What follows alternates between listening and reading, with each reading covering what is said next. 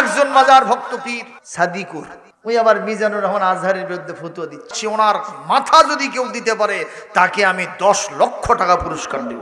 আমি আজকের মাহফিল থেকে ডাইরেক্ট অন্তর্বর্তীকালীন সরকারের কাছে দাবি জানাই যে আলেমে দ্বীনের মতোই ভণ্ড পীর মাজার পূজারী আমার বিশ্বের অন্যতম ইসলামিক স্কলার, বাংলাদেশের তরুণদের আইডল আল্লামা ডক্টর মিজানুর রহমান আজহারীর মতো একজন বিশ্ববিখ্যাত আলেমে দ্বীনের এই মাথার ব্যাপারে, তার ব্যাপারে এত বড় কঠিন সিদ্ধান্ত দিতে পারলো, অনতি বিলম্বে তাকে গ্রেফতার করে দৃষ্টান্তমূলক শাস্তি দিতে হবে হবে হবে। জোরে বলুন কথা ঠিক কিনা? নবী করিম সাল্লাল্লাহু আলাইহি ওয়াসাল্লাম নিজেই বলেছেন যে পৃথিবীর সকল নবীদেরকে আল্লাহ ছাগল চড়ায় নিছে। কি জন্য নিছে সেটা জানেন? যে ছাগলের যত জেদ, ছাগলের যত জেদ, মানুষের জেদ আর ছাগলের জেদ একের সেম, কথা কয় না। যে ছাগল চড়াতে সক্ষম হবে সে মানুষ চড়াতেও সক্ষম হবে। আমার এলাকায় শীতের মধ্যে এক লোক, এই যে কঠিন মাঘ মাসের খালি কনকনে শীত, বুঝছেন, সত্য প্রবাহ, ওর মাথার যে কি হয়েছে, ওই ছাগল পুকুরত গোসল করাবে। পানি চোরা মানুষ 7 দিন পানির ধারত যায় না, আর ওর মাথার ধিমরত হয়েছে ছাগলকটাও পুকুরত গোসল করাবে। রশি লাগাইয়া টানতেছে সামনের দিকে, আর ছাগল পেছনে হেগনেছে। কথা কন না কেন? টেনে হেসরা পুকুরের পার পর্যন্ত নিয়ে গেছে। ওখানে যাওয়ার পরে এত জোরে টান মারছে, বুঝছেন, রশিটা ছিঁড়া ছাগল গেছে বাড়িতে, ছাগলওয়ালা পানিতে। এই হলো ছাগল। জোরে কন ঠিক না বেঠিক? এটা চড়াতে যারা সক্ষম হবে তারাই মানুষ চড়াতে সক্ষম হবে। আম্মা জান আয়েশা বলেছেন, হুজুর আপনি ছাগলও চড়াইছেন? বলে হ্যাঁ, পৃথিবীর সকল নবীকে দিয়ে আল্লাহ ছাগল চড়াই নিয়েছেন। সুবহানাল্লাহ বলবেন না? হাদিসের কথা, সেই কথাটা উনি বলেছেন। আচ্ছা, যিনি ছাগল চড়ান তিনি রাখাল না? এটার ইংরেজি অনুবাদ হলো, এই যে ভাই আমার বলছে এটা। এখন উনি ইংরেজি লেখাপড়া করছেন, অনেক ইংরেজি জানেন উনি, অনর্গল ইংরেজিতে বক্তৃতা দিতে পারে। আল্লাহু আকবার। এ ধরনের একজন ইসলামিক স্কলারকে আমাদের কদর করা দরকার। আশ্চর্য ব্যাপার, তুই মাতার ঘোষণা দেও, এত বড় সাহস তোমাকে কে দিয়েছে? কথা বলেন ঠিক কিনা? আলেমদের ভেতরে চুলোচুলি কিলাকিলি বন্ধ হওয়ার দরকার আছে না? নাই। আলেমরা যদি এক না হয়, জালেমরা এক হবে না, ঠিক না? এই জন্য আলেমদেরকে এক হতে হবে। নির্দেশকার, ওয়াতাসিমু বিহাবলিল্লাহি জামিআ ওয়ালা তাফাররাকু, তোমরা সবাই আল্লাহর কোরআনকে ধারণ করো। সুলাইমান আলাইহিস সালামের নাম শুনেছেন?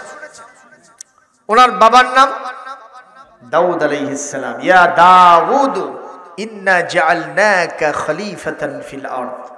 আল্লাহ কোরআনে বলেছেন, হে দাউদ আমি তোমাকে জমিনে খেলাফত দিয়ে দিলাম। সুবহানাল্লাহ। তার মানে ওনার হাতেও খেলাফত ছিল, রাষ্ট্র ক্ষমতা ছিল।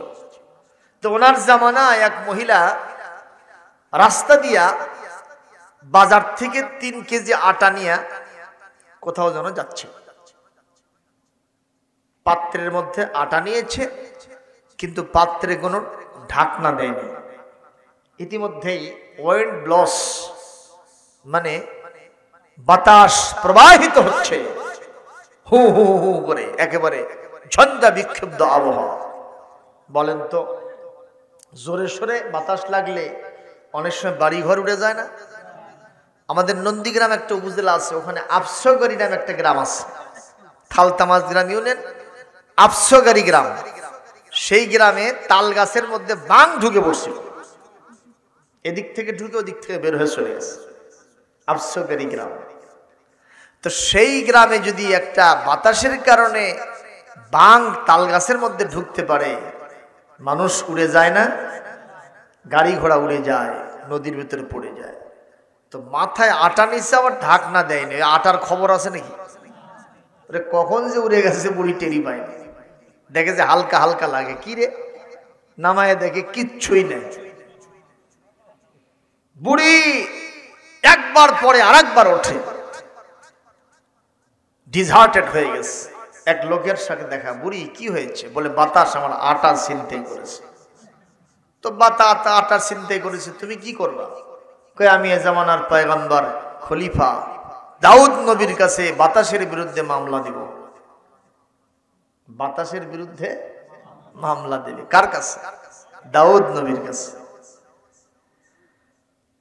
যেই রকম তার সিদ্ধান্ত, শাহ করে দাউদ নবীর দরবারে গিয়া বলছে, ইয়া নবী আল্লাহ, ইয়া রাসূলুল্লাহ, ইয়া খলিফাতুল্লাহ, দাউদ আলাইহিস সালাম বাতাস আমার আটা ছিনতাই করেছে, আমি বাতাসের বিরুদ্ধে আপনার আদালতে মামলা দিলাম, আপনি বাতাসকে ধরবেন, বিচার সালিশ করে আটা উদ্ধার করে দিবে। দাউদ আলাইহিস সালাম বসা থেকে চমকে দাঁড়াইছে, কই কি রে, জীবনে অনেক বিচার সালিশ করছি, এর থেকে সহজ বিচার তো আর করিনি। আসলে কি সহজ? এই বুড়ি, তোমার মাথায় কিছু আছে? বাতাসের কন্ট্রোলিং পাওয়ার কার হাতে? জোরে বলো। ইউরসিলুর রিয়াহা বুশরাম বাইনা ইয়াদাই রাহমাতিহি হু হু হু হু বাতাস শোনাই জাল্লা জালালুহু, কুল মখলুক তসবি পড়ে আল্লাহু আল্লাহু আল্লাহু আল্লাহু, কলবে রাখে সর্বদা যে নামের ধ্যান সকল কাজে, তার হৃদয়ের অরশিতে সেই নূর ইলাহি দেখে, আল্লাহু এই নামের কালাম, আল্লাহু এই নামের কালাম, কণ্ঠে মধু মেখে কুহু কুহু ওই পাপিয়া উঠেছে সদা ডেকে, আল্লাহু এই নামের কালাম। সুতরাং জবাব দেন, বাতাসকে বন, বাতাসকে পরিচালনা করেন। আরো জোরে বলেন। বাতাসের কন্ট্রোলিং পাওয়ার আমার হাতে তো নাই, মহান আল্লাহর হাতে। সুতরাং বাতাসকে আমি কেমনে ধরবো, আমি কেমনে তার বিচার করে তোমার পক্ষে রায় দিয়ে আটা উদ্ধার করব, এটা আমার বুঝে আসে না। বুড়ি, বলো তোমার কয় কেজি আটা গেছে? বলে আমার আটা গেছে মাত্র 3 কেজি। আমি যদি তোমাকে 3 কেজির পরিবর্তে 1 বস্তা দেই, তুমি বেজার না খুশি? বুড়ি কাতুকুতু হয়ে বলতেছে, বাবা সত্যি করে কই, বাতাসের বীজের চাই না, আমি আটা চাই। আমার উদ্দেশ্য হলো আটা, ঠিক কিনা? তুমি দেবা 1 বস্তা, এটা আমার 9 সস্তা। বলেন মারহাবা। 1টা বস্তা আটা বুড়িকে দিছে কে? দাউদ পয়গম্বর। এখন আটার যা ওজন, বুড়ির কি ওই রকম যোগ্যতা আছে নাকি? একেবারে কান্দের মধ্যে নেওয়ার কারণে পাড় হেলে গেছে, নুয়ে পড়ছে। তো রাস্তার ভিতরে যখন যায়, সুলাইমান আলাইহিস সালাম দাউদের বেটা, এটা পাঁঠা মার্কা বেটা না, বেটার মতো বেটা। বলেন মারহাবা। বাপের যোগ্য উত্তরসূরি। আমাদের দেশের অনেক বেটারা আছে, এরা পাঁঠার চাইতে নিকৃষ্ট, কথা কয় না। বাপ খাইছে বিড়ি, ওই খায় হেরোইন, ঠিক কিনা কর? বাপ করছে চুরি, ওই করে ডাকাতি, কথা বলেন। বাপ মানুষের গালে থাপ্পড় মারতো, আর ওই মানুষকে জবাই করে, আছে না না? একজন বলে মানুষ কবর দিলে তার কাফন চুরি করে। কি চুরি করে? যে রাত্রে কবর দিয়ে গেছে, কবর খুঁড়ে ওখান থেকে কাফনের কাপড়টা চুরি করে নিয়ে চলে যায়, বিক্রি করে জীবন চালায়। এর থেকে ভালো মানুষ আর আছে ভাই কোন? লোকেরা বলতেছে এত খারাপ মানুষ, এই লোকটাকে আল্লাহ দুনিয়ার থেকে নিয়ে যায় না। এই হতে হতে এই লোকে একদিন চিট পাতাং হয়ে পড়ে গেছে, কারণ ওই পরিণতি সবাইকে বরণ করতে হবে। খালি আপনাদের লাগবে না নাকি ভাই? লাগবে? দেখি কার কার লাগবে, একটু হাত তোলেন তো, তোলেন হাত। তোলেন হাত। যারা যারা মরবি না তারা হাত তুলবে না। সবাই হাত তোলেন, সবাই মারা যাবে, ঠিক কিনা? ইভেন আজকে রাত্রে বেঁচে থাকবো সে গ্যারান্টিও নাই। মরিচিকার পেছনে ছুটতেছি। অতর গহনা দিন ফু রাহিয়া যাবে, গহনা দিন ফু রাহিয়া যাবে, যৌবনে লাগবে ভাটি। ওহি না দেখো ডাকিতাছে তোমায় কবরের মাটি। ওহি না দেখো ডাকিতাছে তোমায় কবরের মাটি। সন্ধ্যার আগে ডুবে যে দিন বেলা, এক নিমিষে ভাঙবে তোমার সকল রঙিন মেলা। কাউকে দেবা তুমি ধমক রে ভাই, কাউকে দেবা তুমি ধমক রে ভাই, কার মাথায় ভাঙবা লাঠি। ওহি না দেখো ডাকিতাছে তোমায় কবরের মাটি। ও তোর গহনা দিন ফু রাইয়া যাবে, গহনা দিন ফু রাইয়া যাবে, যৌবনে লাগবে ভাটি। ওহি না দেখো ডাকিতাছে তোমায় কবরের মাটি। কতক্ষণ ঠিক নেবে ঠিক? এই লোক কাফন চুরি করে, সব লোকেরা বলে এর থেকে খারাপ মানুষ আর হয় না, আল্লাহ কি দুনিয়া থেকে নিয়ে যাও। বলেন তো যারা মানুষ মারে এরা কি মরে না? ভাড়াটিয়া কিলার যারা টাকার বিনিময়ে একটু মদের টাকা পাইছে, 2-4-5 হাজার টাকা, পাখির মতো একা একা পাইছে, কয়েকজন কিশোর গ্যাং এক জায়গায় ধরে তাকে ডিগার চালায় দিয়া ব্রাশ ফায়ার করে জমিন থেকে বিদায় করে। এরকম শয়তান মার্কা ছেলেরাই সমাজের মধ্যে আছে না? না, এরা বুঝি মরে না? কিভাবে মরে? ওই যেভাবে মারলো ওইভাবেই মারা যায়। ওঝা মরে না? মরে না। কিভাবে মরে? ওই সাপের কামড়ে ওঝা মারা যায়। কতক্ষণ ঠিক না বেঠিক? এই জন্য যুব সম্প্রদায়কে বলবো, কিশোর গ্যাং, সামান্য একটু মদের টাকা, একটু নাস্তার টাকা, একটু জুয়া খেলার টাকা, একটু গাড়ির টাকা, একটু নারীর টাকা পাইছো, এজন্য একটা মানুষের জীবন সংহার করে দিয়েছো। তুমি কি ভবিষ্যৎ নিয়ে চিন্তা করেছো? যাকে মেরেছো একটা রাত্রিতে গিয়া তার বাড়ির পাশে কান লাগাও। যদি তার পিতামাতা থাকে, কলিজার টুকরার সন্তানকে হারায়া কিভাবে মণিহারা ফণির মতো ছটফট করতেছে। কতক্ষণ ঠিক কিনা? যদি তার বিধবা স্ত্রী থাকে, অকালে স্বামীকে হারায়া দিশেহারা হয়ে গেছে, কাঁচা কবুতরের মতো ছটফট ছটফট করতেছে, রাতে ঘুম আসে না। আর যদি এতিম বাল বাচ্চা থাকে, কিভাবে সারা রাত্রি বিনিদ্র রজনী যাপন করে আর বলে আব্বা আব্বা আব্বা বলে ডাকতেছে। সুতরাং এইগুলো একটু ব্রেনের ভিতরে ঢুকায় নাও আর সিদ্ধান্ত নাও, অবৈধ অস্ত্র কাছে রাখবো না, থানায় জমা দিয়ে দিব। ওযু গোসল সেরে আল্লাহর কোরআন পড়ে খাঁটি মুসলমান হয়ে খাঁটি নামাজি হয়ে যাব।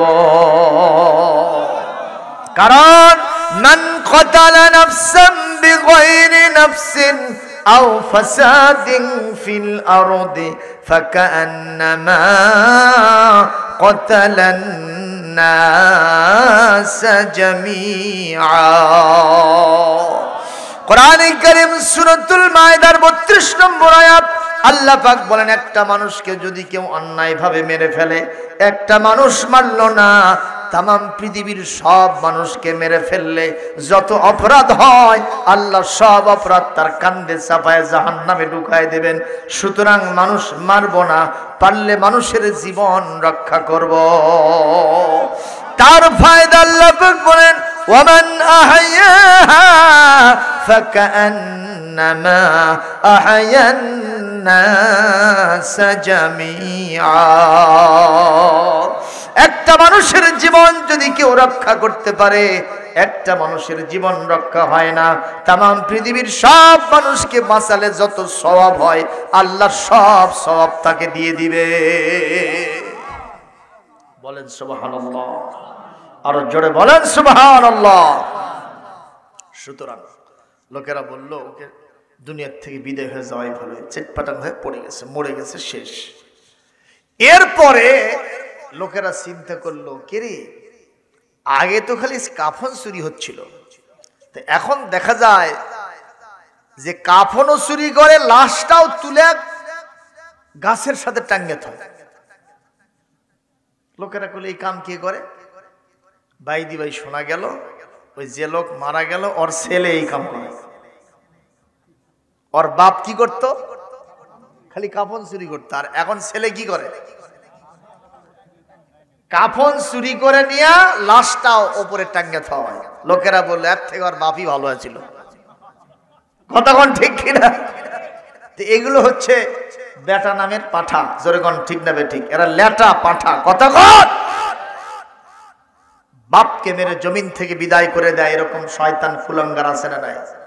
মদের টাকা চাইছে মায়ের কাছে দেয় নাই, ডেগার চালায় মাকে হত্যা করেছে। বাংলাদেশে বিচারের দীর্ঘসূত্রিতার কারণে, লেজুর বৃত্তির কারণে এই সব কামগুলি আরো বেড়ে যাচ্ছে। যদি এক একটাকে ধরে নিয়ে ঢাকা বাইতুল মুকাররমের সামনে, হাইকোর্ট সুপ্রিম কোর্টের সামনে গাছের সাথে ঝুলায়া যদি ব্রাশ ফায়ার করে রক্ত মাংস হাড্ডি সবগুলো যদি আকাশে বাতাসে উড়ায় দেওয়া যেত, প্রিন্ট এবং ইলেকট্রনিক মিডিয়ায় যদি ছড়িয়ে দেওয়া যেত, কোন বাপের বেটার সাধ্য ছিল না মানুষ হত্যা করে। কিন্তু বিচার হয় না, ঠিক কিনা কথা বলেন?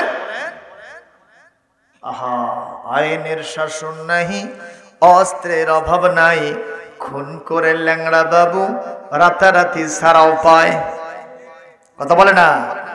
আইনের শাসন নাই, অস্ত্রের অভাব নাই, খুন করে ল্যাংড়া বাবু রাতারাতি ছাড়াও পায়। ঠিক কিনা বলেন? হ্যাঁ, বিচারপতির বেতন আছে, বিচারপতির বেতন আছে, বিচার কোথাও নাই রে। ও দেশের ভাই রে, বল না কোথায় যাই রে, একটু শান্তি বলো কোথায় গিয়ে পাই রে। খালি বাজারে শান্তি আছে, তাই না?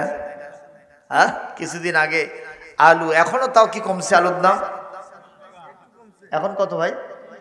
30 আসছে নাকি? কত? হ্যাঁ, আমি তো সেই দিনই 50 করে কিনছি। ফাটা ফাটা পাগড়ি, ফাটা ফাটা। আর যেটা কিনতেছেন 40, সেটা হচ্ছে রুমানা ও লাল। কথা কয় না? এখনো 40 টাকা 50 টাকা আলুর দাম। মাছের দাম কমে গেছে, গোস্তের দাম একবারে 500 টাকার দাম। কি আছে? চালের দাম হঠাৎ করে এরকম আকাশ ছোঁয়া হয়ে গেছে। কতক্ষণ ঠিক কিনা? আহা, বাজারটা গরম আছে, যাবেন না মাছের কাছে। বাজারটা গরম আছে, যাবেন না আলুর কাছে। বাজারটা গরম আছে, যাবেন না গোস্তের কাছে। পেঁয়াজের জাহাজ আছে, মরিচের ঝাল বেড়েছে। বাজারের আগুনেতে পুড়ে হবি ছাই রে। ও দেশের ভাই রে, বল না কোথায় যাই রে, একটু শান্তি বলো কোথায় গিয়ে পাই রে। তাই বলে কি শান্তি কোথাও নাই? কোথায় আছে? আরো জোরে বলে, ফামান তাবিআ হুদায়া ফালা খাউফুন আলাইহিম ওয়ালা হুম ইয়াহজানুন।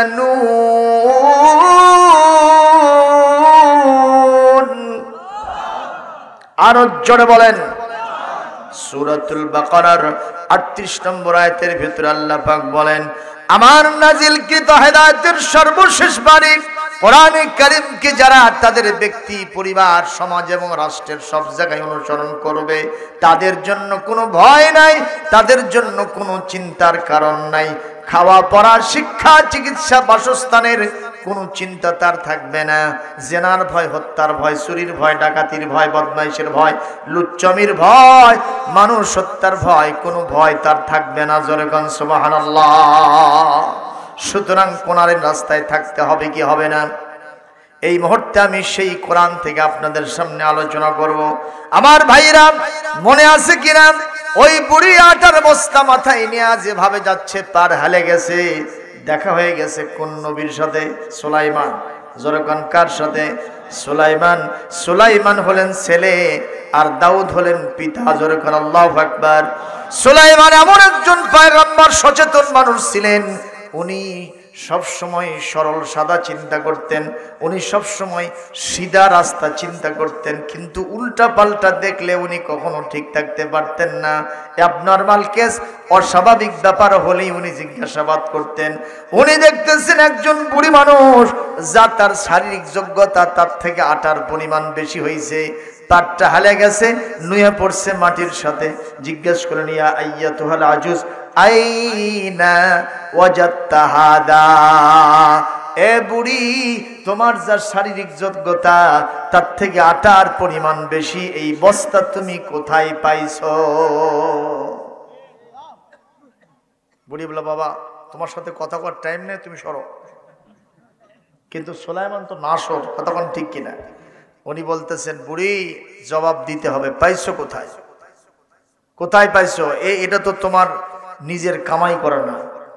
কারণ নিজের কামাই মানুষ কিরকম এত বেশি করে নিয়ে যায়, মানে টাকা দিয়ে কিনে কি নিয়ে যায়?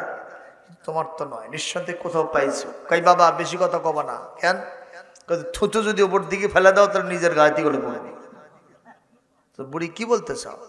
কই বাবা, তোমার বাপের কাছে বাতাসের বিরুদ্ধে মামলা দিছিলাম, তোমার বাপ বাতাসের বিচার করতে পারেনি, আমাকে 3 কেজির পরিবর্তে 1 বস্তা ঘুষ দিছে।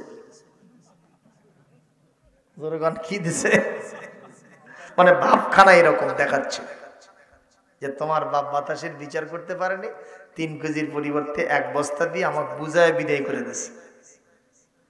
সুলাইমান বলতেছেন, আশ্চর্য কথা, আমার বাপ বাতাসের বিচার করতে পারেনি, যিনি নবী, একাধারে তিনি রাসূল, আবার তিনি খলিফা। সুবহানাল্লাহ। এই পৃথিবীতে নবীরা সব জননেতা ছিলেন, জননেতা। জননেতা কি নেতা? আমাদের মতো খ্যাতামার্কা নেতা না। এক একজন মুফতি সাজিছে, কথা কয় না কেন? আপনারা কি মনে করেন বিশ্ব নবীর গালে দাড়ি ছিল না? কথা কন না কেন?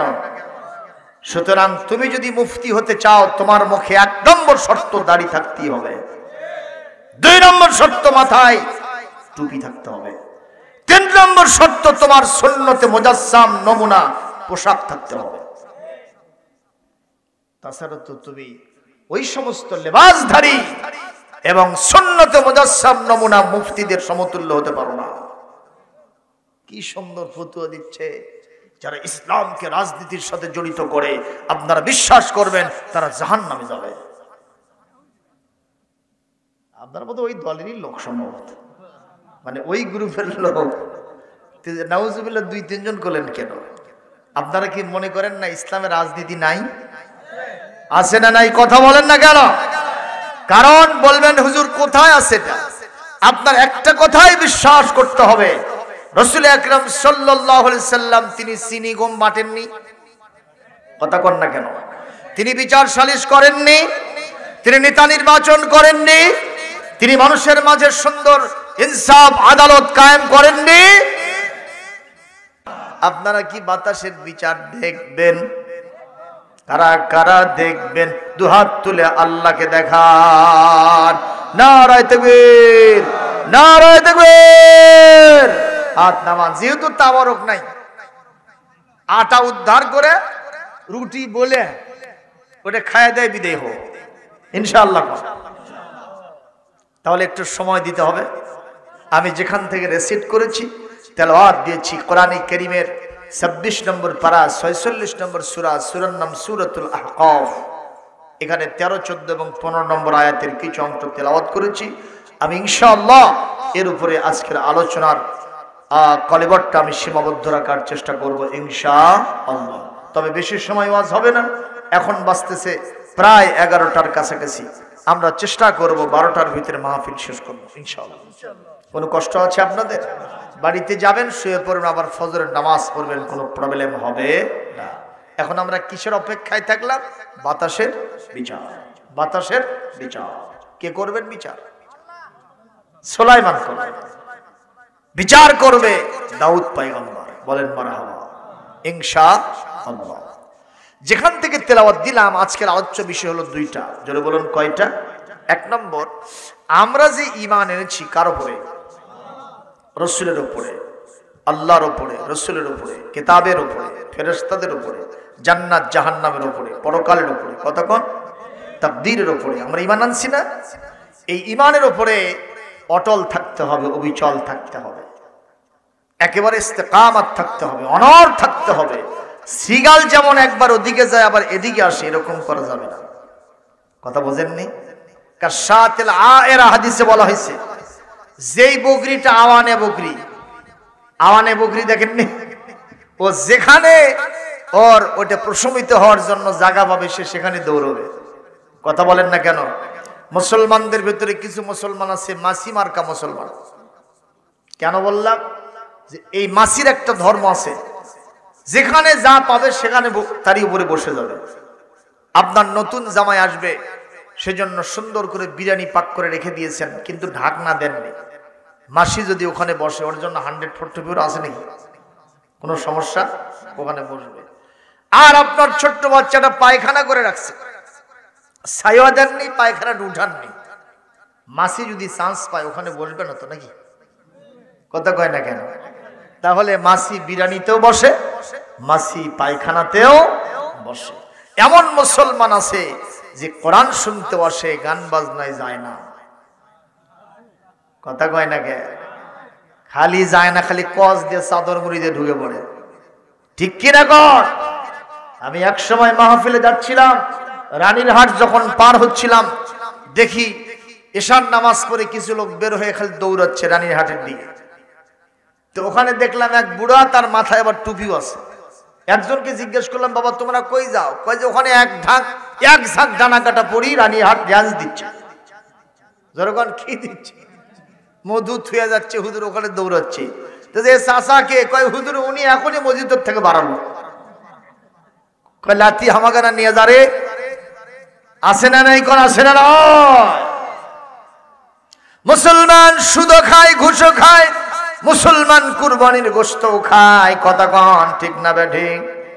মুসলমান চুরি করে, ডাকাতি দেয়, এমনকি এই বাংলাদেশে এখন বর্তমানে প্রসাব পায়খানা পর্যন্ত আপনাদের আমাদের চোরের হাত থেকে বাঁচতে পারে না।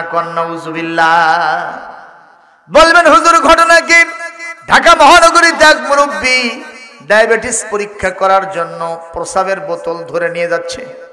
এই যে ডাক্তার সাহেব আছে ডায়াবেটিসের, প্রসাব কি বাড়ি থেকে নেওয়া লাগে না? ওখানে গেলে নেয়, ওখানে গিয়ে নেয়। কথা কন? কিন্তু উনি সাহেব বাড়ির থেকে প্রসাবের বোতল ধরে নিয়ে যায় ডাক্তারখানায়। রাস্তার ভিতরে যখন জোহরের আজান হয়েছে, মুরব্বী চিন্তা করলো কত না জানি সময় লাগে ডাক্তারখানায়, আমি নামাজটা পড়েই তারপরে যাব। ওযু করে যখন মসজিদে ঢোকে, প্রসাবের বোতল তখন বারান্দায় ঝুলায় রাখে। চিন্তা করছে অপবিত্র জিনিস নিয়ে মসজিদে ঢোকা যাবে। যখন নামাজের দ্বিতীয় রাকাত চলতেছিল, মসজিদে আসছে 3 জন জুতো চোর। যেরকম কয়জন? চিন্তা করলো ছেঁড়া ছোট স্যান্ডেল জুতা, এগুলো দিয়ে তেমন টাকা পয়সা হবে না, দেখতো আর কি আছে। উপর দিকে চায় দেখে আসতো 100 ভাগ হালাল সয়াবিন তেল। ওইটা নিয়ে মারছে দৌড়। পেছনের 2 জন বলে, যতই দৌড়াও ভাগ না দিলে ছাড়বো না। আপনারা বলেন, যদি ওকে ঠেসে ধরে নিয়ে ভাগ বাটোয়ারা করে নিয়ে যায়, পরের দিন সকালবেলা পরাটা ভাজা খায়, ওরা এমন খাইছে যা আমরা জীবনে চাই দেখিনি। কতক্ষণ ঠিক না বে ঠিক? মুরব্বির বেটা মসজিদ থেকে বের হয়ে এসে বারান্দায় খালি ঘরে আর কয়, বাবা আমার প্রসাব গেল কোথায়? লোকেরা বলতেছে, চাচা প্রসাব তো আপনার ভেতরে থাকার কথা। কয় না বাবা, আমার প্রসাব চুরি হয়েছে। কতক্ষণ ঠিক না বে ঠিক? কোন দেশের ঘটনা? এই বাংলাদেশের ঘটনা। কথা বলেন ঠিক না বেঠিক? সুতরাং মুসলমান এহেন কোনো খারাপ কাজ নেই যা করে না। মুসলমান নামাজেও যায়, মুসলমান বদমাইশি লুচ্চমি গুন্ডামিও করে, সন্ত্রাসী করে। কথা বলেন ঠিক না বেঠিক? এটা চলবে না। মুসলমানদেরকে একধার কাটতে হবে। কার কথা? যদি একধার কাটতে পারে এই মুসলমানকে দিয়ে কিছু হবে। কি হবে আল্লাহ বলছেন। কষ্ট হচ্ছে নাকি আপনাদের? ইন্নাল্লাযীনা ক্বালু রাব্বুনাল্লাহু সুম্মা ইসতাকামু ফালা খাউফুন আলাইহিম ওয়ালা হুম ইয়াহজানুন।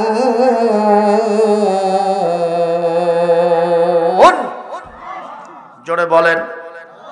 আল্লাহ রাব্বুল আলামিন বলেন, নিশ্চয় যারা আমি আল্লাহকে রব হিসেবে ঘোষণা দিয়েছে এবং এই কথার উপরে দৃঢ় পথ থেকেছে, অনর অবিচল থেকেছে, এভাবে এদিক সেদিক নড়াচড়া করে নাই, আমি আল্লাহর যা নির্দেশ সেটা মানে, নিষেধাজ্ঞা থেকে যারা দূরে থাকে, এই মানুষগুলোর জন্য কোনো ভয় নাই, কোনো চিন্তার কারণ নাই।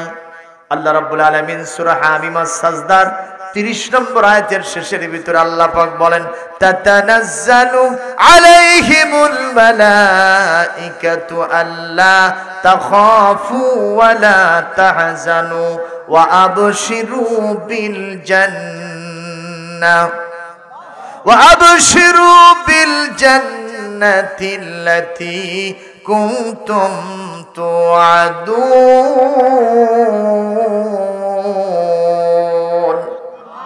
একটু জোরে বলেন আল্লাহু আকবার।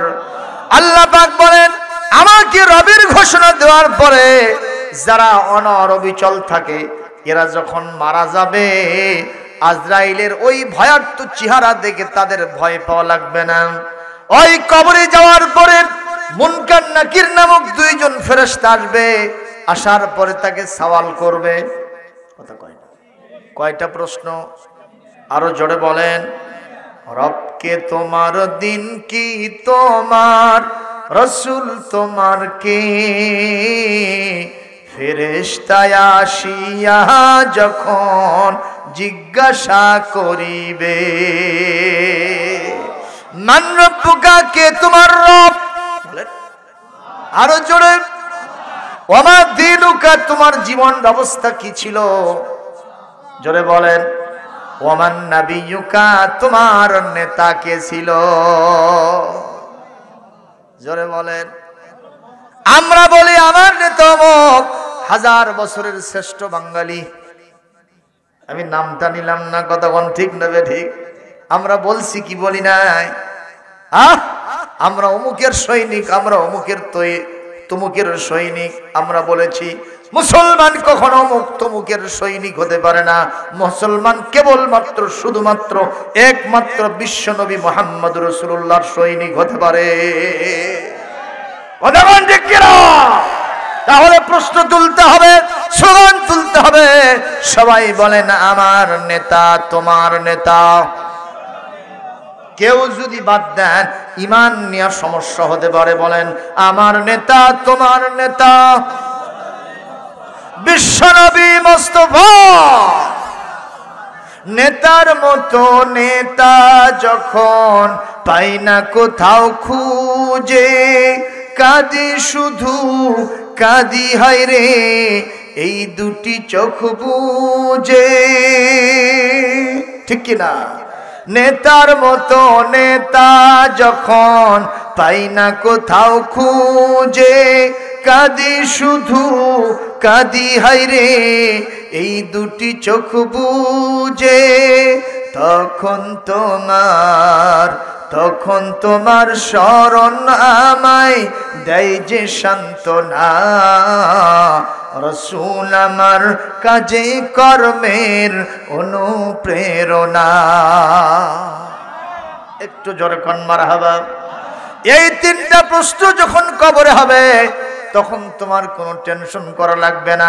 আসরের কঠিন ময়দানে যখন তুমি আদালতে মাহশারে উঠবা, সূর্য মাথার অতি কাছ থেকে তাপ দেবে আর মাটিগুলি তামার মতো উত্তপ্ত হবে।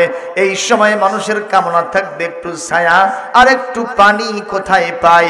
এই মুহূর্তে মানুষ ইয়া নফসি ইয়া নফসি বলে হাসরবাসী সবাই চিল্লাইতে থাকবে। এই মুহূর্তে যারা আমি আল্লাহকে রব মানার পরে তার উপরে ইস্তেকামাত থেকেছে, অনরবিচল থেকেছে, তাদের টেনশন থাকবে না, তাদের কোনো ভয় থাকবে না, চিন্তা থাকবে না।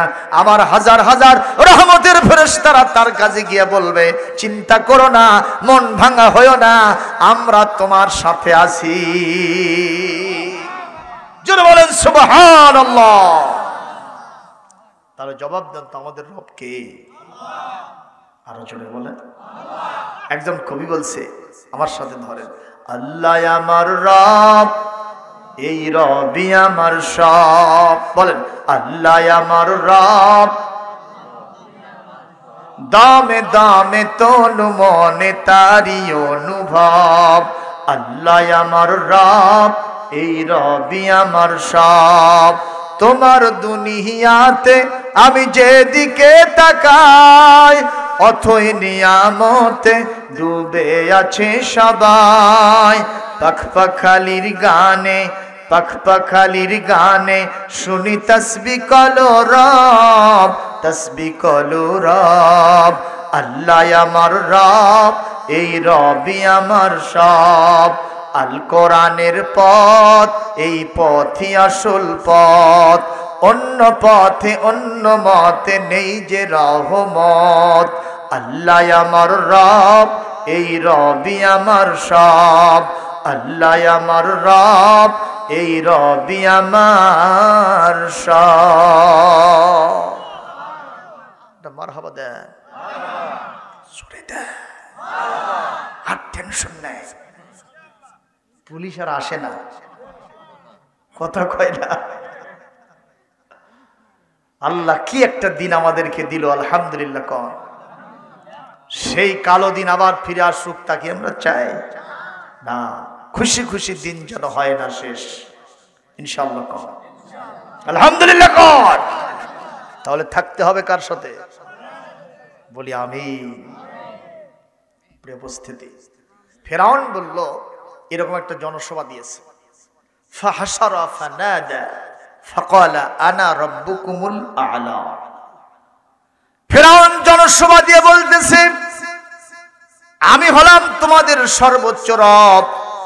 ওই মুসা যে রবের কথা বলে ওটা না ওর থেকেও বড়। আপনারা বলেন, রব শব্দটা সবার সাথে কি যায়? যাবে, ওর সাথে মানাবে। যেই মানুষ ঘুম আসলে চোখে দেখে না, হাতের উপরে নিয়ে যদি আগুনের মধ্যে ফেলে দেওয়া হয়, পানির মধ্যে ফেলে দেওয়া হয়, বলতে পারে না, কথা কয় না, ঠিক কিনা? যে মানুষের পেট ভরা খালি ময়লা, যেই মানুষ যদি গ্যাস ছাড়ে ওই এলাকায় মরক ধরে, কথা কোন ঠিক কিনা? কোন মানুষ যদি 3 দিন ব্রাশ না করে ওর মুখের সামনে যাওয়া যায় না। কানের মধ্যে কি ঢোকে? খোল খোল, কথা কয় না। যেই মানুষ 3 বার যদি পাতলা পায়খানা, ডিসেন্ট্রি একেবারে যদি পানির মতো বের হয়ে যায়, পায়খানায় বসা বউকে মা করে ডাক দেয়, কতক্ষণ ঠিক না বে ঠিক? সেই মানুষের জন্য আর যাই হোক রবের দাবি করা মানায় না। যে কোনো জিনিসের একটা তো মানানসই ব্যাপার আছে, ঠিক কিনা? আমি বাসের ভিতরে যাচ্ছি, দেখি একজন যুবক, চেহারা তার আলকাতরার কাছাকাছি, মানে খুব ভালো চেহারা, নাকি নায়ক, খুবই কালো কুৎসিত চেহারা। আমাদের বগুড়া জেলার এরকম একটা হিরো আছে না নাই? ওটা কি নাম? ওর থেকেও বেশি কালো আমার ভাইরা। আমি তাকায় দেখলাম একটা সুন্দরী নারীর দিকে এরকম তাকে আছে, ও আর চেহারা ফিরায় না। আমি বললাম, বাবা তোর খবর কি? কত? হুজুর ওই মেয়েটাকে আমার পছন্দ হয়েছে। তোর লজ্জা শরম থাকা উচিত রে পাগলা, তোর চেহারা হলো আলকাতরার কাছাকাছি, আর তুই পূর্ণিমার চাঁদ চাস কোন আক্কেলে? হুজুর পাবো না। কানার ভাগ্যে ধন মেলে না। কথা কোন ঠিক কিনা? তুমি ফেরাউন, তুমি রুবুবিয়তের প্রশ্নে উত্তীর্ণ হতে পারো না। জোরে কোন ঠিক কিনা? ফেরাউনকে লোকেরা দাবি করছে, ফেরাউন সাহেব তুমি যদি রব হও তাহলে আসমান থেকে বৃষ্টি নাজিল করো, নীল নদের পানি শুকে পরপরা হচ্ছে, তুমি একটা ব্যবস্থা করে দাও। তখন পাশা চুল করে, কি চুল করে বলতেছে আমাকে একটু গিভ মি সাম টাইম, আমাকে একটু সময় দিতে হবে। বলে আল্লাহর তো সময় লাগে না, যিনি আসল রব পানি দিতে কি সময় লাগে? বিনা মেঘেও বৃষ্টি হয়। বলেন আল্লাহু আকবার। কত হাতি ঘোড়া গেল দল, সামান্য ছাত্র জনতা ভেড়ার মতো, তারা এসে বলল কত জল, উষ্টা লাগে চলে গেল। কে ব্যবস্থা করছে? আরো জোরে বলে। তাহলে সকল ক্ষমতার মালিক, কোন সন্দেহ। আমার ভাইরা, ফেরাউন বলতেছে আমাকে একটু সময় দাও। বলে কেন? বলে দেখো এ ব্যাপারে আমাকে একটু সামান্য সময় দিতেই হবে। আচ্ছা দিলাম। কয়দিন? আজকে রাত দিলেই হবে, আগামীকাল সকালে বৃষ্টি হবে। আপনারা বলেন আল্লাহকে সময় চান? জোরে বলেন চান। আফারাইতুমুল মাআল্লাযী তাশরাবুন আআনতুম আনজালতুমুহু মিনাল মুজনি আম নাহনুল মুনজিলুন। একটু জোরে বলেন আল্লাহু আকবার। আল্লাহ রাব্বুল আলামিন বলেন, যেই পানি তোমরা পান করো, যেই পানি দিয়ে তোমরা জমিনকে সিক্ত করো, ফল ফলাদি ফলাও, এই পানি কি তোমরাই নাজিল করো না আমি আল্লাহ করি? একটু জবাব চাইছেন কে? বলেন তো পানি নাজিল করেন কে? এই ফেরাউন বলল আমাকে সময় দাও। লোকেরা বলল তুমি তো পারবে না, তারপরও দিলাম। সবার অগোচরে সবাই যখন ঘুমন্ত, ফেরাউন তখন পাহাড়ের গুহায় জীবন্ত সেজদায় পড়ে গেছে। কার জন্য? জোরে বল। বলতেছে ও আল্লাহ, আমার আসল রব আমি হলাম নকল রব, আমি যে চিটার, আমি যে বাটপার সেটা আপনি ভালো জানেন। ও আল্লাহ, আপনি কি আমার সম্মান রক্ষা করবেন না? ও আল্লাহ, আমি কিছুই চাই না, জাহান্নামে দেবেন ভালো কথা, কিন্তু দুনিয়ায় একটু ভালো রাখেন। কথা কয় না কেন? আল্লাহ বলেন আমি দুনিয়াবাসীর জন্য রহমান। এই দুনিয়াতে আমার দয়া কাফের পাবে, মুশরিক পাবে, ইহুদি পাবে, খ্রিস্টান পাবে, মুনাফিক পাবে, মুসলমানও। আপনার জমি আর হিন্দুর জমি যদি পাশাপাশি থাকে, আপনার জমিতে শুধু পানি হয়, হিন্দুর জমিনে হয় না। এমনও হয়, আমার এক মুসল্লি কয় হুজুর পাশাপাশি জমি, ওর জমিতে পানি হয় টইটুম্বুর, আর আমার জমি ফাঁড়া পড়ে আছে, খালি ধুলা উঠতেছে। হুজুর নামাজ পড়ে তাহলে কি হলো? আমি বললাম এটাই তো হলো, এটাই হলো পরীক্ষা। কথা বল না কেন? যে যাত্রা দেখবার যায় ওর পা বড় শক্ত হয়, আর যে নামাজ পড়তে যায় ড্রেনের ভিতরে পিছলে পড়ার পাও ভেঙে যায়। কথা কয় না? এই দেখে না যাত্রা দেখতে বলা করছে যে ও কোনই সবারে যাত্রা দেখবার যায়, ওই দেখ মসজিদের যে পাওয়াটা ভাঙলো। ডাক্তার সাহেব কথা কন, ওই মসজিদের যে পাও ভাঙলো, আর আমি যাত্রা উলঙ্গ ড্যান্স দেখে আসলাম, আমার পাও শক্ত হচ্ছে রে। আব্দুল করিমের মাও দেখ, জীবনে নামাজের কথা কবু না। আপনারা বলেন যে যাত্রায় গেছে ওই হক, নাকি যে মসজিদে গেছে সে হক? মসজিদ ওয়ালা হক কি হক না? তাহলে পাও ভাঙলো কেন? বলে পরীক্ষা। জোরে কোন কি?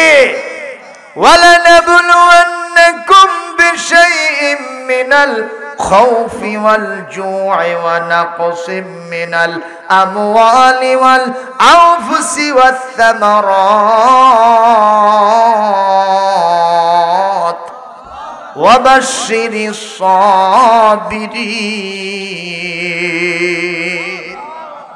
একটু জোরে কোন আল্লাহু আকবার।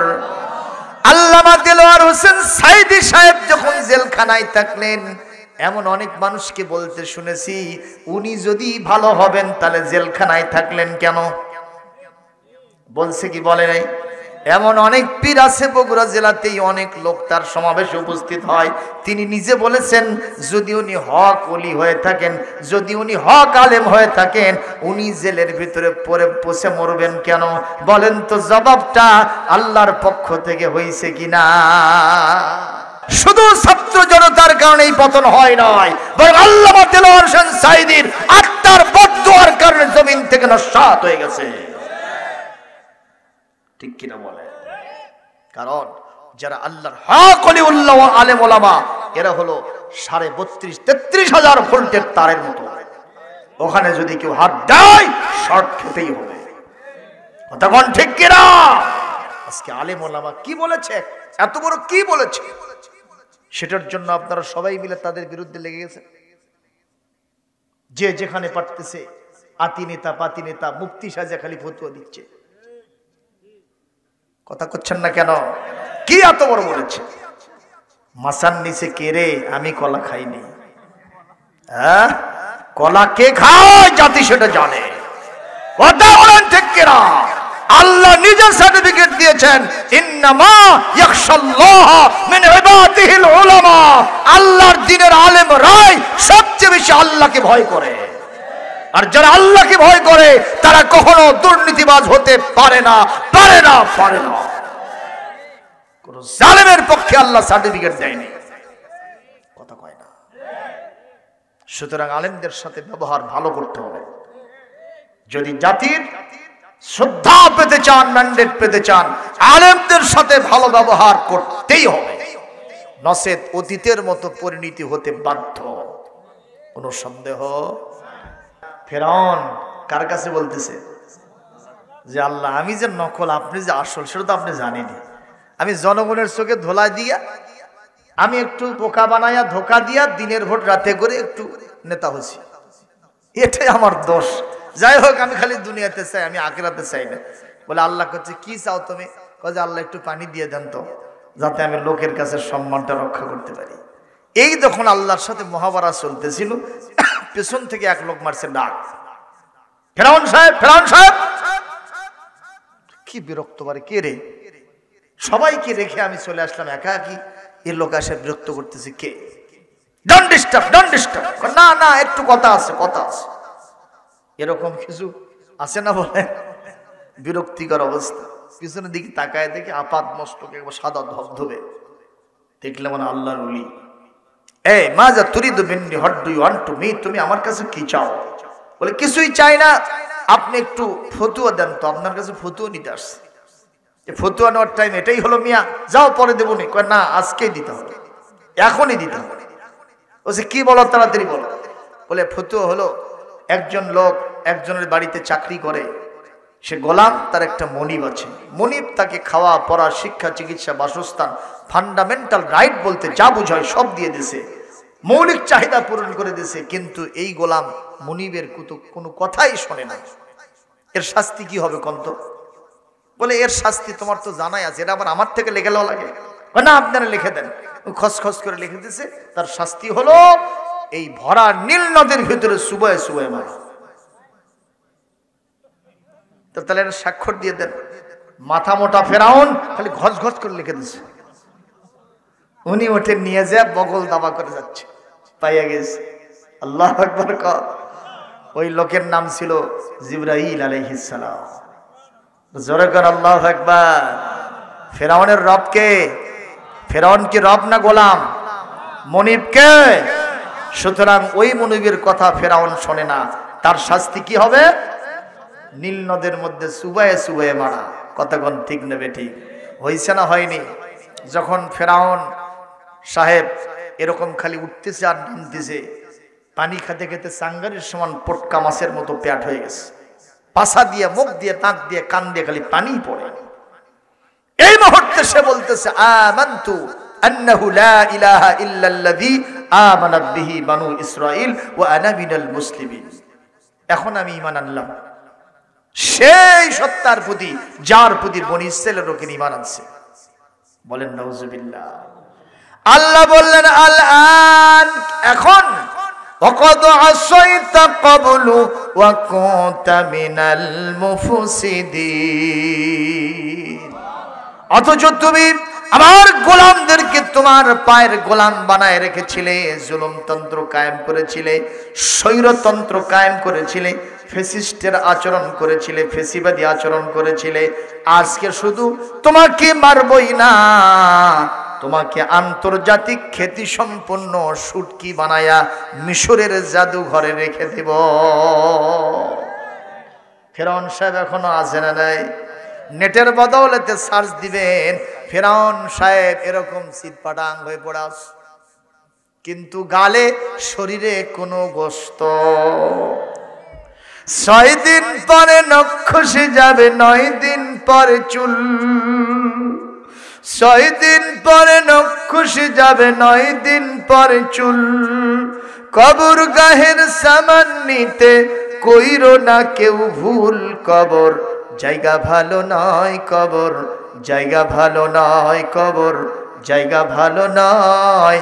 আমল দিয়ে কবর গৃহ সাজিয়ে নিতে হয়। কথা বলে 17 দিনে পেট ফেটে শেষ, পোকার খাদ্য হবে।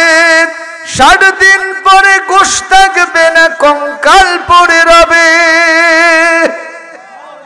17 দিনে পেট ফেটে শেষ, পোকার খাদ্য হবে। 60 দিন পরে গোশ থাকবে না, কঙ্কাল পড়ে রবে। 90 দিনে হাড়গুলি সব, 90 দিনে হাড়গুলি সব আলাদা হয়ে রয়। কবর জায়গা ভালো নয়, কবর জায়গা ভালো নয়, কবর জায়গা ভালো নয়। আমল দিয়ে কবর গৃহ সাজিয়ে নিতে হয়। 6 দিন পরে নখ খসে যাবে, 9 দিন পরে চুল। কবর গাহের সামান দিতে কইরো না কেউ ভুল। কবর জায়গা ভালো নয়, কবর জায়গা ভালো নয়, কবর জায়গা ভালো নয়। আমল দিয়ে কবর গৃহ সাজিয়ে নিতে হয়। বলি আমিন, আরো জোরে বলি আমিন। কি নির্মম পরিণতি কবরের জীবন। আল্লাহ আমাদের সবাইকে ইমানদার হয়ে কবরে যাওয়ার তৌফিক দান করুন। আমার ভাইরা কষ্ট হচ্ছে আপনাদের, আর একটু সামান্য চালাবো, চলবে? কোনো কষ্ট হয় না তো আপনাদের? জিবরাইল আমিন ওই মুহূর্তে তার সামনে নিয়ে আসছে ওই যে চিঠি, ফতুয়া। বলে স্যার আপনি কে? বলে আনা ফেরাউন। এই যে দেখেন আপনার ফতুয়া। ও আর তাকায় না, ও বলতেছে আমার নিজের ফতুয়াতে আমি নিজেই গেরা কলে পড়ে গেলাম। কথা কন্যা কেন? আল্লাহর ওলিদেরকে যেই ট্রাইব্যুনালের মাধ্যমে জমিন থেকে গলায় রশি দিয়া গরু ছাগলের মতো বিদায় করে দেওয়া হয়েছে, সেই ট্রাইব্যুনালেই ঘুরে আসতেছে। তিলকাল আইয়ামু নুদাবিলুহা বাইনান নাস। আল্লাহ বলেন কোরআনে কারীম সূরা আলে ইমরান 139 নম্বর আয়াত, 140 নম্বর আয়াত, আমি ওই দিন বারবার আবার ঘুরে নিয়ে আসি। কথা কয় না? এই দিন দিন নয়, আরো দিন আছে। এই দিন নিয়ে যাবে সেই দিনের কাছে। ফেরাউন আছে না শেষ? সুতরাং আল্লাহর সাথে কেউ যদি পাল্লা দেয় তার কাল্লা থাকে না। আমাদের রবের নাম কি? তার সাথে দিও না পাল্লা, থাকবে না কারো কাল্লা। জোরে বলেন সুবহানাল্লাহ। আমাদের রবের নাম কি? তার সাথে দিও না, থাকবে না কারো। কে কে পাল্লা দেবেন? হাত তোলেন। কেউ দেবে না, কিন্তু মাঝে মধ্যে দেয়। বলে হুজুর কেমনি দিল? মুয়াজ্জিন বলতেছে হাইয়া আলাস সালাহ, তার মানে হাঁটে যাও।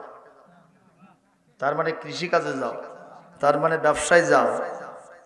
মুয়াজ্জিন আযান দিল আল্লাহ রাস্তায় আসার জন্য নামাজ পড়তে, আপনি ব্যবসা চালাই যাচ্ছেন, আপনি বাজারে যাচ্ছেন, আপনি কৃষিকাজে যাচ্ছেন, বেটাক বলতেছেন বা সরে মুয়াজ্জিন আযান দিল আর এক ফুটো আনা উয়েতে আসি। আমাদের এলাকায় একজন করছে, এবার মুয়াজ্জিন আযান দিয়েছিল সময় নাই আর এক ফুটো আনা উড়িয়ে থুয়ে আসি। মুয়াজ্জিন আযান দিল মসজিদে আসার জন্য আর ওই করছে এক ফুটো উড়িয়ে থুয়ে আসি। কথা কয় না? তাহলে এই কার সাথে পাল্লা দিল? জোরে বলে, এটা কি মুয়াজ্জিনের ডাক না আল্লাহর ডাক? মুয়াজ্জিন হলো আল্লাহর প্রতিনিধি। জোরে কোন ঠিক না বেঠে? আমার ভাইরা, সুতরাং আমাদেরকে আল্লাহর সাথে পাল্লা না দিয়া ইস্তেকামাত থাকতে হবে, অনড় অবিচল থাকতে হবে। যেমন ঈমান এনেছি, ঈমানের উপরে আছি, ইনশাআল্লাহ ঈমানের উপরে থাকব।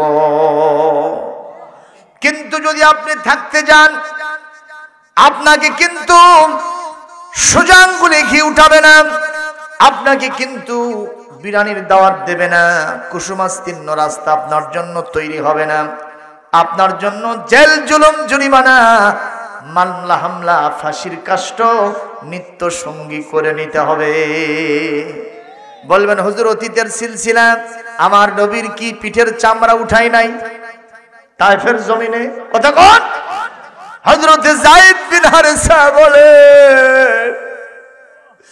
একবার নয়, দুইবার নয়, তিনবার সোনার নবী তায়েফের রাস্তায় বেহুশ হয়ে পড়ে গেছে।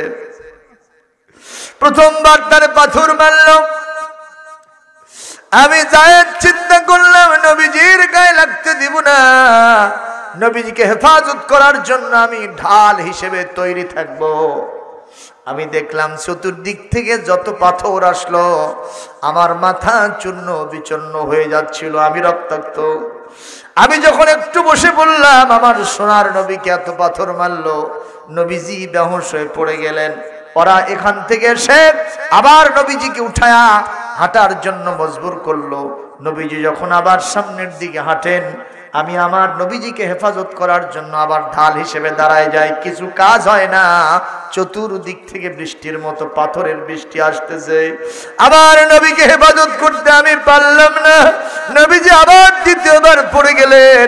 আবার সোনার নবীজিকে ওরা হাত ধরে উঠায়া জোর করে হাঁটার জন্য মজবুর করলো। নবীজি এবার এত বেশি পাথর খেলেন, এত বেশি মার খালেন, নবীজি সেখানে এত বেশি সময় ধরে বেহুশ হয়ে পড়ে থাকলেন। আমি দেখলাম একটা পাথরের উপরে নবীজি পড়ে গেলেন, সেই পাথরটা রক্তস্নাত পরিবেশ হয়ে গেল। আমি তখন আফসোস করলাম ওই জাতির ভাগ্যের উন্নতি কেমনে হবে যে জাতি তাদের নবীর চেহারা রক্ত দিয়া লাল বানায় দিল। একটু জোরে করেন আল্লাহু আকবার। হযরতে যায়েদ বিন হারেসা 3 দিনের না খাওয়া নবী বেহুশ হয়ে পড়ে আছেন। আমি কাঁদি, নবীর মাথা থেকে পা পর্যন্ত চুমা খাই, রক্তগুলো মুছায় দিই। আমি তাকায় দেখলাম রক্তগুলো বেয়ে বেয়ে পড়ে আমার সোনার নবীজির জুতা মোবারক পায়ের সাথে আটকে গেছে। আমার ভাইরা, আমি 12 সাল এবং 18 সাল 2 বার হজে গিয়েছি। আমি আমার চর্মচক্ষে তায়েফ সফর করতে গিয়ে দেখলাম ওখানে একটা পাথর পড়ে আছে। মুআল্লিমগণ আমাকে দেখালেন এই সেই পাথর। বিশ্বনবী সর্বশেষে এই পাথরের উপরে তিনি বেশিবার পড়ে বেশি সময় পড়েছিলেন, বেহুশ হয়ে পড়েছিলেন। আমার চোখের ভিতরে ধরা দিল ওই পাথরের ভিতরে এখনো সেই লাল রং রয়ে গেছে। এই পাথর এতদিন বিশ্ব নবীর লাল রং রক্তের দাগ কেন মুছাইল না? এতদিন পর্যন্ত সেখানে কেন থাকলো? আমার মন বলে একটাই মাত্র কারণ, বিশ্বের মক্কা মদিনা যারা হজ করতে যাবে, ওমরা করতে যাবে, তায়েফ যারা সফর করবে, তাদেরকে দেখাবে ইসলাম এত সহজে পৃথিবীতে আসে নাই। বিশ্ব নবী এবং সাহাবীদের রক্ত ঝরার মাধ্যমে ইসলাম এসেছে। কথা বলেন ঠিক না ঠিক? আর এই বালা মুসিবত যাদের উপরে বেশি আসবে, নবীজি বলেন ইন্না ইজামাল জাযায়ে মা ইজামিল বালা, যে বেশি ইসলামের জন্য কষ্ট স্বীকার করবে আল্লাহ তার মর্যাদা তত বাড়ায় দিবে।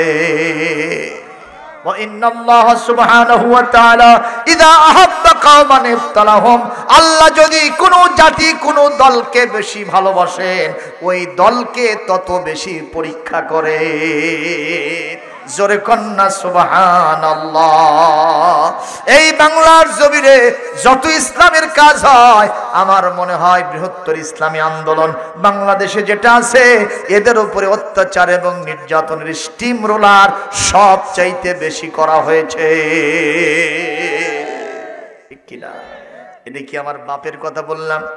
বলেছেন বিশ্বনবী হযরত মুহাম্মদুর রাসূলুল্লাহ, فضل الله المجاهدين على القاعدين أجرا عظيما। আল্লাহ রাব্বুল আলামিন বলেন আমার দিন প্রতিষ্ঠার কাজে যারা নিরন্তর পরিশ্রম করতে থাকে আমি আল্লাহ রাব্বুল আলামিন তাদের মর্যাদা, যারা শুধু বসে বসে আমার জিকির আজকার করে, শুধু বসে বসে দাঁড়ায় দাঁড়ায় শুধু আমার নামাজ আদায় করে, শুধু রোজা করে, শুধু হজ করে, শুধু যাকাত দেয়, কিন্তু দিন প্রতিষ্ঠার জন্য জিহাদের কাজ করে না, এদের মর্যাদা মুজাহিদদের চাইতে বেশি হবে না। মুজাহিদদের মর্যাদা আমি সবার উপরে বাড়াইয়া দিয়েছি। সুবহানাল্লাহ। কষ্ট হচ্ছে। তাহলে দিনের রাস্তায় থাকতে হলে সহজে থাকা যাবে না। আল্লাহ কেন ইস্তেকামাত থাকতে বললেন? যে এত নির্যাতন আসবে তুমি ওই রাস্তায় থাকতেই পারবে না। কথা কয় না? আপনারা এই যে খুঁটি দিচ্ছেন না এই চামড়া ধরে রাখার জন্য, কি দিছে এগুলো? খুঁটি। আচ্ছা এখন কি ঝড় হয়? এই কারণে যারা ডেকোরেটর এখানে যারা এটা পুঁত দিয়েছে এটা কিন্তু সামান্য আলোতো ভাবে একটু দিয়েছে, ঠিক কিনা বলে? কিন্তু যদি এটা বৈশাখ মাস হতো তখন কিভাবে পুঁত দিত? মিনিমাম 1 হাত, যাতে ঝড়ের কারণে পড়ে না যায়। কথা কর। তো আল্লাহ বলতেছেন যে নিঃসন্দেহে ঈমান আনার পরে দাঁড়িয়ে থাকতে হবে, অনড় অবিচল থাকতে হবে। বোঝা যায় যারা ঈমান আনবে তাদের উপরে ঝড় আসবে। কথা কর। এই জন্যই ইসলাম, আল্লাহ রাসূল বলেছেন আল জান্নাতু তাহতা জিলালিস সুয়ুফ, অর্থাৎ তরবারির ছায়ার নিচেই হলো ইসলাম। সুবহানাল্লাহ বলবো না? সুবহানাল্লাহ বলবো না? আল্লাহ আমাদেরকে তৌফিক দান করুন বলি আমিন। অনেক কথা আছে, আমি সেইগুলি আজকে আর বলতে যাচ্ছি না। সুপ্রিয় উপস্থিতি, সুতরাং আল্লাহর রাস্তায় থাকতে হলে আমাদের পরীক্ষা দিতে হবে। ইনশাআল্লাহ কর, ইনশাআল্লাহ কর। এই পরীক্ষা আমরা ধৈর্য ধারণ করতে পারবো তো? এটার ভিতরে সর্বনিম্ন হলো আপনার অসুখ বিসুখ বেশি হবে। অনেকে কয় আমার এত জ্বর হয়, আমার অসুখ, আমার বইয়ের অসুখ, আমার ছেলের অসুখ, ছেলে মেয়ের অসুখ, বাপ মায়ের অসুখ, অসুখ ভালোই হয় না, এত নামাজ পড়ে হলো কি রে? কয় না? কয় না? তোমারই তো বেশি হবে। আপনারা বলেন ক্লাসে যে ছেলেটা সবচেয়ে ভালো লেখাপড়া পারে, ফার্স্ট ক্লাস যে ছাত্র, ফার্স্ট বয়, এ যদি একদিন পড়াশোনা না পারে ওস্তাদক মারে কি মারে না? বেশি না কম? বেশি মারে। কিন্তু তুই ভালো, তুই খারাপ করলু কেন? কথা কন না কেন? আর যেগুলা সিরিয়াল নম্বরই নাই, মানে অটো পাস মারছে, কোনো মতো ধরে তুলে দিয়েছে, ওর দিকে শিক্ষক হুজুর তাকাই নেয়। কথা কয় না? মানে হুজুর ওরকার দিকে তাকাই। ওরা কয় যাকবারে একটা হুজুর পাচ্ছি, আমাকে এতই ভালোবাসে, তাকাই নেয়। কথা ঠিক না? তো যারা পুরো মুসলমান আল্লাহ তাদের মর্যাদা বেশি দেবে না, আল্লাহ মর্যাদা দেবেন তাদের বেশি এই পৃথিবীতে যাদের ঈমান সবচেয়ে বেশি। কতক্ষণ ঠিক না? ঠিক। মন খারাপ করতেছেন বুঝি। আরেকটি পয়েন্ট আলোচনা করব। আল্লাহ রাব্বুল আলামিন বলেন এই পৃথিবীতে যারা মুজাহিদ, যারা খাঁটি ইমানদার, আমাকে যারা রব মেনে নিয়েছে, তাদের ইস্তেকামাত থাকার বদলে কি হবে শোনো, তাদের কোনো ভয় থাকবে না, তাদের কোনো চিন্তা থাকবে না। আর 2 নম্বর, উলাইকা আসহাবুল জান্নাতি খালিদিনা ফিহা, এরা জান্নাতের ভিতরে থাকবে, চিরকাল থাকবে, বের হবে না। সুবহানাল্লাহ। আর কি হবে? জাযাআম বিমা কানু ইয়ামালুন। কেন আমি তাদেরকে জান্নাত দিব? উদ্দেশ্য হলো এই পৃথিবীতে এই সব লোকগুলি যা কঠিন আমল করেছে, যত কঠিন পরীক্ষার সম্মুখীন হওয়ার পরেও ধৈর্যের সাথে পরিস্থিতি ওভারকাম করেছে, এই কারণেই আমি আল্লাহ তাদের জন্য জান্নাতের ব্যবস্থা করে দিব। জান্নাত কোনো মামু বাড়ি, শ্বশুর বাড়ি ইচ্ছা করলেই যাবেন, অত সোজা না। অনেকে কয় আল জান্নাতু, কি বলে, মিফতাহুল জান্নাতি আস-সালাত।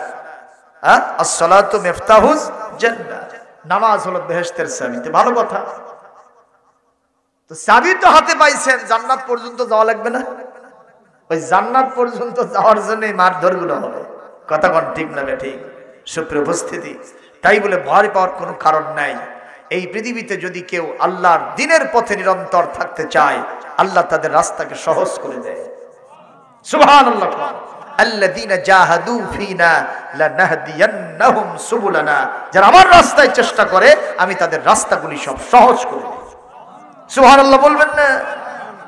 এরপরে 2 নম্বর পয়েন্ট আমার, ওয়াসাইনাল ইনসানা বিওয়ালিদাইহি ইহসানা।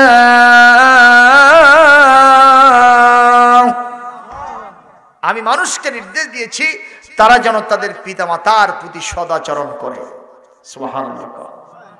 ইহসান, ইহসান হলো আদালতের উচ্চ স্তর। আদালত হলো সমান সমান করা। আপনাকে একজন কি করেছে? আপনার একটা ব্যাগ গাড়িতে উঠায় দিয়েছে, আপনার দায়িত্ব হলো তার একটা ব্যাগ গাড়িতে উঠায় দিবেন। কথা বলেন না কেন? তাহলে তার প্রতি আপনার আদালত হলো, ইনসাফ হলো, সমান সমান হলো। কথা কোন ঠিক কিনা? একজন লোক আপনার ব্যাগটা উপরে উঠায় দিয়েছে, আপনি তার ব্যাগটা উঠায় দিলেন, আপনি ওই ল্যাংড়া মানুষটাকে ধরে পাগলে গাড়িতে নিয়ে গিয়ে সুন্দর একটা সিটের ব্যবস্থা করে দিলেন। এর নাম হলো ইহসান। সুবহানাল্লাহ। ইহসান মানে বেশি করে দেওয়া। ইহসান মানে কি করা? বেশি করে দেওয়া। তার মানে আল্লাহ কি বুঝাতে চান? তোমার মা, তোমার বাবা এই দুনিয়াতে বুকের দুধ চুষায় চুষায় তোমার মা তোমাকে মানুষ করছে। তোমার বাপ খেয়ে না খেয়ে, তোমার বাপ খেয়ে না খেয়ে রক্ত পানি করা পয়সা দিয়া, মাথার ঘাম পায়ে ফেলায়া, নিজে আরাম বিরাম সুখ ভোগ না করে তোমার জন্য সব ব্যবস্থা করে দিয়েছেন। কতক্ষণ ঠিক না বে ঠিক? তুমি যখন বড় হইছো, ওই মুহূর্তে যখন তোমার কর্মসংস্থান হয়ে গেল, শুধু তোমার বাপকে খাওয়ালেই হবে না, শুধু তোমার বাপকে পোশাক পরালেই হবে না, তোমার বাপের জন্য আলাদা উঁচু স্তরের কিছু ব্যবস্থাপনা করতে হবে। প্রয়োজনে তোমার বাপকে তোমার গোসল দিয়ে দিতে হবে, তোমার বাপকে তোমার হাতে খাবার মুখে উঠায় দিতে হবে। তোমার বাপ হয়তো জীবনে তোমাকে বাজার থেকে ফল নিয়ে এসে খাওয়াতে পারে নাই, তোমার দায়িত্ব হবে যখন তোমার কর্মসংস্থান হয়ে গেছে, তোমার পিতামাতা এখনো কর্মণ্য বয়সে পৌঁছে গেছে, তোমার দায়িত্ব হলো বাজার থেকে নামি দামি ফলগুলো নিয়ে এসে ফলটা ভেঙে মুখের ভিতরে উঠায় দেওয়া। এটা যদি করতে পারো তুমি ইহসান করলে। সুবহানাল্লাহ বলবো না? আরো জোরে বলেন। আমাদের মায়েদের কষ্ট আছে না নাই? আল্লাহ বলেন হামালাতুহু উম্মুহু কুরহা ওয়া ওয়াদাআতুহু কুরহা ওয়া হামলুহু ওয়া ফিসালুহু 30 শাহরা। মায়ের অবদান পিতার চাইতে বেশি। কয় গুণ? আল্লাহ 3 গুণ মর্যাদা দিয়েছেন রাসূলুল্লাহর মাধ্যমে। যখন আল্লাহু আকবার।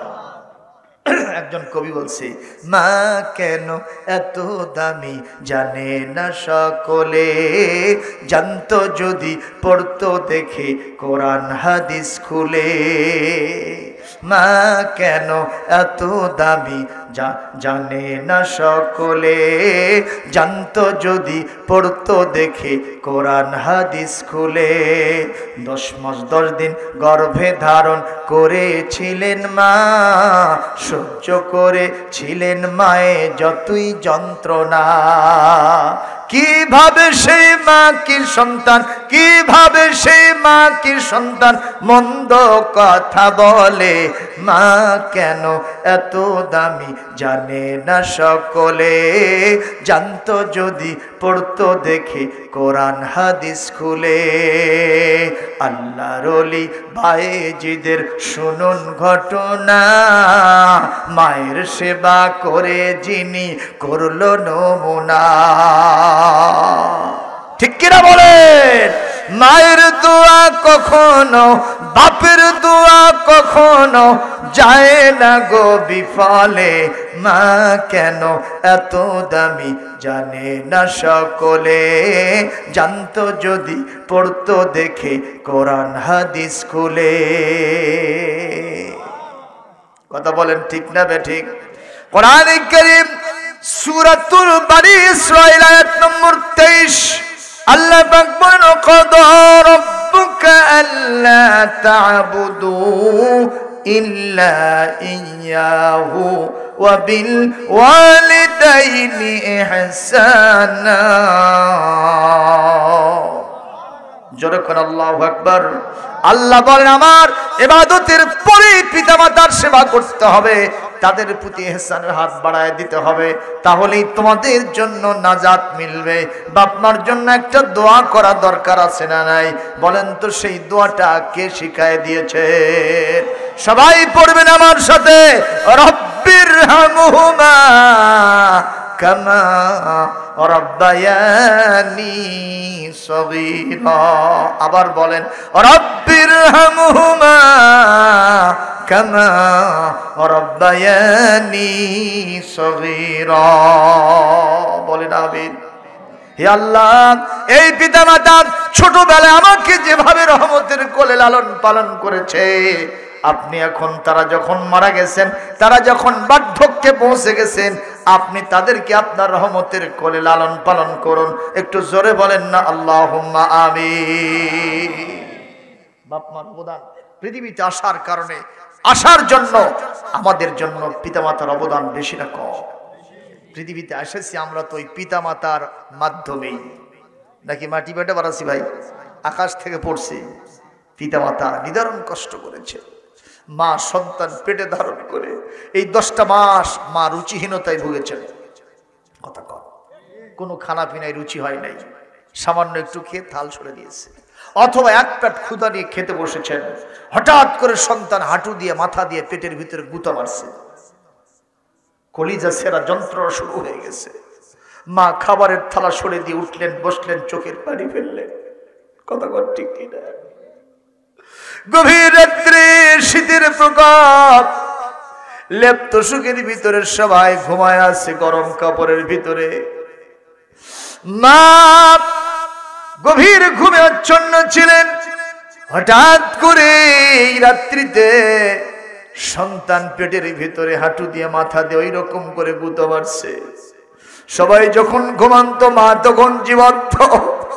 মা তখন ঘুম থেকে জেগে উঠলেন, বসলেন, চোখের পানি ফেললেন, এরকম ভাবে পায়চারি করতে থাকলেন। সারাটা রাত মায়ের আর ঘুম হলো না। কত যে যন্ত্রণা ভুক্তভোগী মা ছাড়া কেউ বুঝবে না। কতক্ষণ ঠিক না বে ঠিক?